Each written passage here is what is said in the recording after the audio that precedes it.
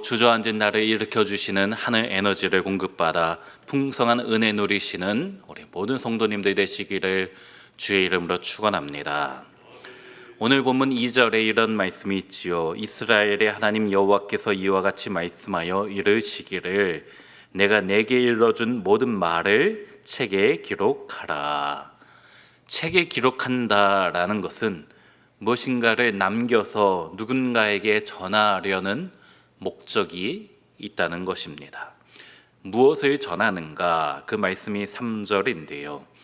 여호와의 말씀이니라. 보라, 내가 내 백성 이스라엘과 유다의 포로를 돌아가게 할 날이 오리니 내가 그들을 조상들에게 준 땅으로 돌아오게 할 것이니 그들이 그 땅을 차지하리라 말씀하여 주셨습니다. 하나님이 회복시켜 주실 것이다. 지금 당장은 힘들지만 하나님이 신원해 주시는 날이 곧 올 것이다 라는 말씀이지요. 그러므로 지금 그 약속을 책에 기록해서 간직하여 자녀들에게, 많은 사람들에게 전해주라는 이야기를 하고 계십니다. 70년이 지나면 바벨론의 포로 생활이 끝이 나게 된다는 거예요. 지금 이스라엘 백성은 바벨론의 포로로 잡혀 있어서 끝이 보이지 않는 고통 가운데 좌절하며 살아가고 있습니다. 하루하루가 고되고 낙심과 절망 가운데 있는 것이지요. 하지만 70년이 있으면 그것이 끝난다라는 예언이 기록되어 있다라면 힘들 때마다 그것을 꺼내보면서 이제 몇 년 남았구나, 이제 조금만 지나면 다 끝나고 주님의 때가 오는구나 참고 기다릴 수가 있는 것이지요. 끝이 보이는 터널이 있다면 불안해하지 않게 되는 것입니다. 그런데 여기 재미있는 표현이 있습니다. 3절 다시 보면 상반절에 보라, 내가 내 백성 이스라엘과 유다의 포로를 돌아가게 할 날이 오리니, 여기서 분명히 돌아가게 하겠다라고 하셨는데 3절 하반절에 보면 내가 그들을 그 조상들에게 준 땅으로 돌아오게 할 것이니, 하나님이 포로 생활 중에 있는 이스라엘 백성을 돌아가게 하겠다 말씀하시고 또 돌아오게 하겠다 말씀하고 계시는 거예요. 무엇인가 이상하시잖아요. 돌아가게 하는 것과 돌아오게 하는 것, 어느 것이 맞는 표현입니까? 하나님이 어디 계시느냐에 따라서 달라지게 되는 것이지요. 지금 예레미야는 고국인 예루살렘에서 하나님의 말씀을 편지에 기록해서 지금 저 멀리 있는 바벨론에서 포로 생활하고 있는 백성들에게 이 편지를 보내고 있습니다. 그러면 하나님은 지금 예루살렘에 계시는 것일까요? 아니면 바벨론에 계시는 것일까요? 하나님이 예루살렘에 계신다라면 지금 바벨론에서 포로 생활하고 있는 백성들에게 내가 너희를 돌아오게 하겠다라고 해야지 맞는 표현이고, 만약에 하나님이 바벨론에 계신다라면 지금 내가 너희와 함께 있는 이 바벨론에서 저 예루살렘으로 돌아가게 하겠다라고 해야지 맞는 표현입니다. 근데 지금 뭐라고 하고 있습니까? 내가 너희를 돌아오게 하고 돌아가게 하겠다. 무슨 이야기지요? 하나님은 지금 예루살렘에서 언제 포로로 끌려갈지 모르고 있는 그 백성들과도 함께 하시고, 또한 바벨론에서 이미 포로 생활 가운데 있는 백성들과도 함께 계시다라는 말씀이지요. 인생의 가장 밑바닥에서 포로 생활이라는 참으로 괴로운 상황 가운데 있지만 내가 이곳 가운데도 너희와 함께하고 있다 말씀하고 계시는 것이지요.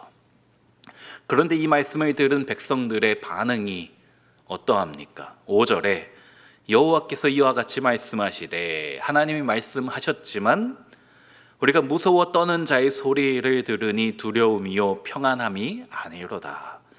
무서워하고 있고 평안하라 주님께서 말씀하고 계시는데 여전히 두려워하고 있는 것입니다. 지금 바벨론이라는 강대국의 공격당해서 끌려와서 앞으로 어떻게 될지 미래가 보이지 않지요. 저들의 노예로 평생 살아야 될지, 아니면 바벨론의 마음이 바뀌어서 언제 우리를 죽일지 모른다. 아무리 하나님께서 말씀하셨지만 그래서 나는 지금 두려워하고 있다라는 것입니다. 그런데 그런 두려워하는 백성들에게 하시는 하나님의 말씀이 6절입니다. 너희는 자식을 해산하는 남자가 있는지 물어보라. 어찌하여 모든 남자가 해산하는 여자같이 손을 자기 허리에 대고 모든 얼굴이 겁에 질려 새파래졌는가? 여자가, 우리 여성들이 아이를 출산할 때에 고통할 것을 알기 때문에 두려워하는데, 남자들은 그것을 경험하지 않기 때문에 무서워할 필요가 없지 않습니까? 마찬가지로 하나님 믿는 백성에게 그런 걱정을, 괜한 걱정을 할 필요가 없다는 것이에요. 사람이 감당할 시험 밖에는 너희에게 당할 것이 없기 때문에, 감당치 못할 시험 당함을 하나님께서 허락하지 않으시기 때문에 두려워하지 말고 놀라지 말라 말씀하고 계시는 것이지요. 그리고 다시 한번 주님이 확실한 약속을 해주시는 것이 8절과 9절입니다. 만군의 여호와의 말씀이라. 그날에 내가 내 목에서 그 멍에를 꺾어버리며 내 포박을 끊으리니 다시는 이방인을 섬기지 않으리라. 그들은 그들의 하나님 여호와를 섬기며 내가 그들을 위하여 세울 그들의 왕 다윗을 섬기리라. 너희가 다시는 다른 나라에게 끌려가지 않을 것이다. 이방 민족을, 이방 신을 섬기지 않게 될 것이다. 오직 여호와 하나님만 영원히 섬기게 될 것이다 말씀하고 있지요. 그리고 또 내가 그들을 위하여 세울 그들의 왕 다윗을 섬기게 될 것이다 말씀하셨습니다. 그런데 이상하지요. 다윗은 지금 예레미야의 시대보다 약 400년, 한 450년 전에 이미 다윗은 죽었는데 너희가 장차 다윗을 섬기게 될 것이다 라니요.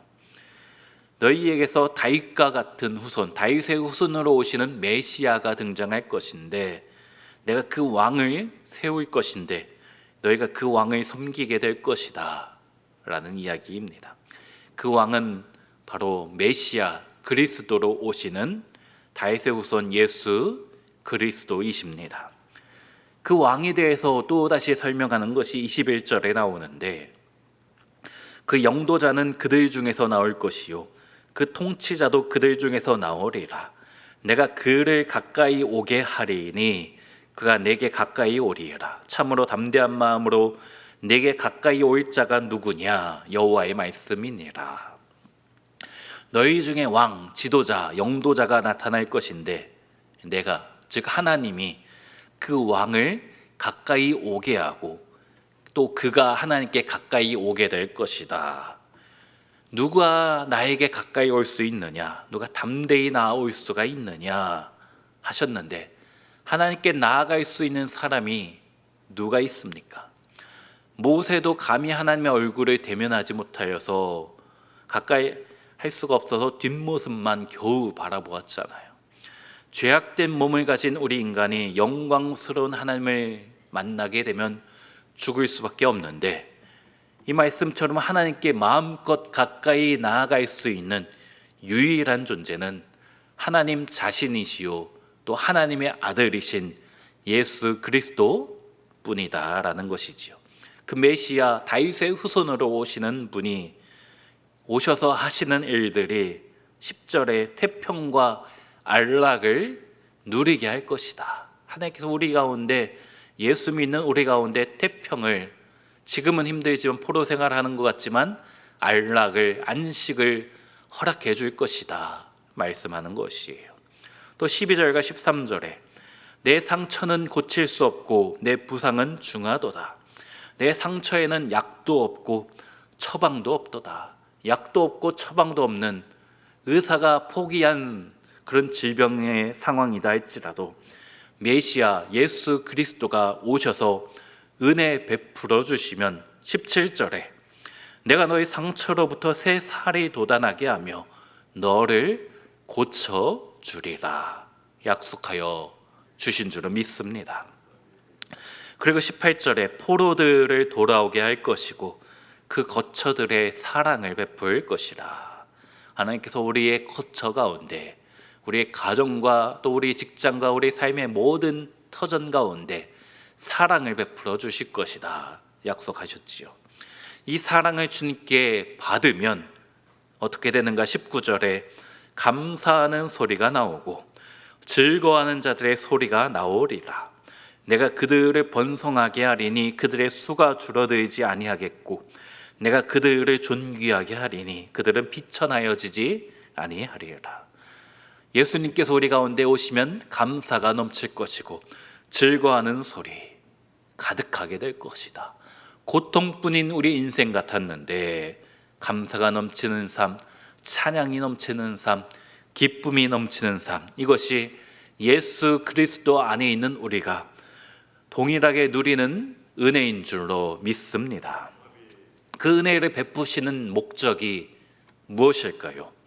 22절에 너희는 내 백성이 되겠고 나는 너희들의 하나님이 되리라. 이 표현은 성경에 정말 많이 나오는 표현입니다. 아브라함부터 시작된 언약의 핵심 내용이 이것이에요. 너희는 내 백성이 되고 나는 너희의 하나님이 될 것이다. 성경 구석구석에 나오는 표현입니다. 호세아의 자녀 중에 암미, 로암미라는 자녀가 암미로 이름이 바뀌잖아요. 로암미는 너희는 내 백성이 아니다. 징계를 하신 거였죠. 범죄하여서 너희는 더 이상 내 백성이 아니다 라고 했는데 암미로 너희는 내 백성이다로 다시 회복시켜 주시는 모습이 보입니다. 이런 표현은 요한계시록에 가서도 있어요. 21장에 나타납니다. 창세기부터 요한계시록까지 성경의 처음부터 끝까지 계속 반복되는 표현이 너희는 내 백성이고 나는 너희의 하나님이 될 것이다. 비록 범죄하여 스스로 하나님의 백성 되기를 거부하고 떠나버린 이스라엘이지만 다윗의 후손으로 오신 메시아를 통하여서 하나님의 관계가 다시 회복될 것이다 말씀하는 것입니다. 우리도 그 은혜를 이미 받아서 하나님의 백성이 이미 된 줄로 믿습니다. 그 십자가의 은혜 때문에 오늘 본문에 기록된 모든 약속의 말씀들, 고칠 수 없는 상처와 중한 질병 가운데서도 치유받게 될 것이고 태평과 안락을 누리게 되며 감사와 기쁨이 즐거운 소리가 우리 삶 가운데 가득하게 될 줄로 믿습니다. 그러므로 현재의 고난 가운데 포로 생활하는 것처럼 답답한 상황에 있다 할지라도 결국 약속된 축복이 있음을 믿으시고 오늘도 나는 주님의 백성이요 주님만이 나의 하나님이십니다 고백하며 하나님의 자녀로서 당당하게 오늘도 승리하시는 우리 모든 성도님들 되시기를 주의 이름으로 축원합니다. 기도합니다. 사랑과 은혜가 풍성하신 하나님, 오늘도 주님 앞에 나와 주저앉은 나를 일으켜 주시는 하나님의 은혜를 구하며 나왔사오니 이 시간 그 하늘 에너지를 우리 가운데 공급하여 주시옵소서. 하나님, 오늘 본문에서 예레미야가 바벨론의 포로로 끌려가 있는 자들에게 하나님께서 지금 너희와 함께 계신다. 우리가 믿는 하나님은 이 예루살렘에만, 이 성전에만 계신 분이 아니시고 너희가 있는 그 바벨론에도 함께 하시는 분이시다 말씀하시는 것을 우리가 보았습니다. 그렇습니다. 주님께서는 우리가 있는 이 온 세계 교회에서 우리와 함께 하시는 분이고 또한 우리의 가정에서도 함께 하시는 분이시고 또 우리가 힘들게 일하고 있는 우리의 직장과 사업장 가운데도 함께 하시는 분인 줄로 믿습니다. 때로 우리가 삶의 현장에서 허덕이며 고통 가운데 절망 가운데 있다 할지라도 그곳 가운데도 우리 주님께서 함께하여 주시는 분인 줄로 믿고 그 하나님께서 메시아 다윗의 후손으로 오시는 예수 그리스도를 보내셔서 우리 가운데 참된 기쁨과 감사가 회복될 것을 믿음으로 바라보게 하여 주시옵소서.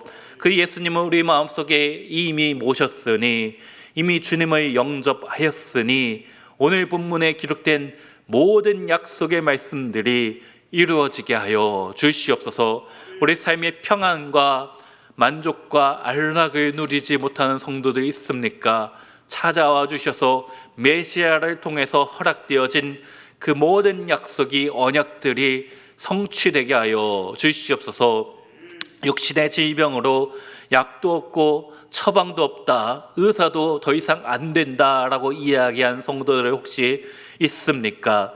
그러나 주님께서 내가 너희를 친히 고쳐줄 것이다 말씀하신 그 말씀을 붙잡고 오늘도 주님 앞에 기도하며 나아갈 때에 치유하여 주시는 여호와 라파의 하나님을 경험케 하여 주시옵소서. 각자의 삶의 현장에서 허덕이고 있는 성도들 있습니다. 주님, 우리 가운데 감사가 다시금 넘치게 하여 주시옵소서. 우리 삶 가운데 즐거운 소리가, 기쁨이 다시금 회복되게 하여 주시옵소서. 오직 메시아 예수 그리스도를 통하여서 그 일이 우리 가운데 이미 선포되어졌고 그것이 반드시 이루어질 것을 굳게 믿으며 주 앞에 날마다 찾고 찾으며 기도하며 결국 응답받는 우리 온세계 교회 모든 성도들 되게 하여 주시옵소서. 우리 교회를 사랑하시는 주님, 날마다 흥왕하는 교회 되게 하여 주시고 든든히 서가는 우리 교회 되게 하여 주시옵소서. 지난주 VIP 축제를 하였는데 그들이 한 번 오는 것에 그치지 않고 더욱더 주님을 알고 싶은 마음이 생기게 하여 주시고 교회에 나와서 신앙생활하고 싶다라는 열정이 그들 마음 가운데 작은 씨앗처럼 심겨지게 하여 주시옵소서. 그래야 해서 우리 온 세계 교회가 이런 복음 전파하는 사역 가운데 끊이지 않게 정말 주님을 기쁘시게 하는 우리 모든 교회, 우리 모든 성도 되게 하여 주시옵소서.